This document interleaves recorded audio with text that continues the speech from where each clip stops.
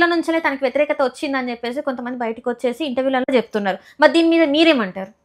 అన్నవాళ్ళు ఎవరమ్మా? తెలంగాణ విఠల్ గారు చెప్పారు. ఎవరతను?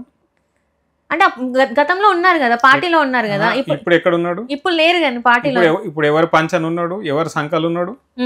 బీజేపీ కాంగ్రెస్ మాట్లాడిపించే పిట్టలు ఏవైతే ఉంటాయో వాళ్ళ మాటలు మేము ఎందుకు పట్టించుకుంటాము? వాళ్ళ దానికి ఒక్క మాట కూడా అంటే వాస్తవం లేదంటారా? ఇప్పుడు కవిత చెప్తేనే కదా తెలంగాణ విఠల్కైనా ఇంకెవరికైనా తెలిసేది. కవిత గారు చెప్పారని చెప్పిండా? కవిత గారే చెప్పారని చెప్పి మాటలు ఒకవేళ అదే చెప్పుంటే కవిత గారు ఇవాళ అది కూడా చెప్పేటోళ్ళే కదా. ఇన్ని చెప్పిన ఆవిడ ఒకవేళ కనుక అది నిజమే అయ్యి ఉంటే ఇవాళ అన్ని మాట్లాడిన ఆవిడ ఈ విషయాలు కూడా మాట్లాడే వాళ్ళే కదా. అంటే పేపర్ కూడా పేరు మేము ఫిక్స్ చేసుకున్నాం అని చెప్పేసి అన్ని మాట్లాడుకున్నాం అని చెప్పేసి చెప్పిండ్రు తెలంగాణ విఠల్ గారు. నేను మళ్ళీ చెప్తున్నా, ఎవడో గాలిగొట్టం గన్నయ్య గారు మాట్లాడిన మాటలకు మమ్మల్ని సమాధానం చెప్పంటే మేము ఎట్లా చెప్తాం?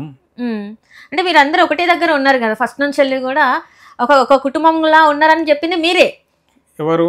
ఇప్పుడు మీరందరూ కూడా అంటే కవిత గారే కావచ్చు, ఇప్పుడు తెలంగాణ వీళ్ళందరూ, కవిత గారు కేసీఆర్ గారు కుటుంబం, వీళ్ళందరూ కాదు కదా.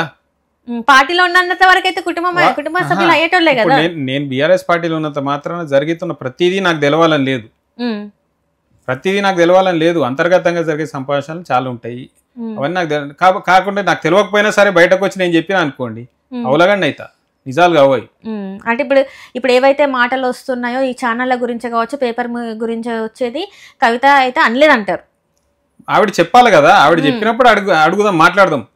నేను అంటున్నా, ఎవడో టామ్ డిక్ అండ్ హ్యారీ వచ్చి మాట్లాడిన దానికి మేము ఎందుకు సమాధానం చెప్తాం అంటున్నా.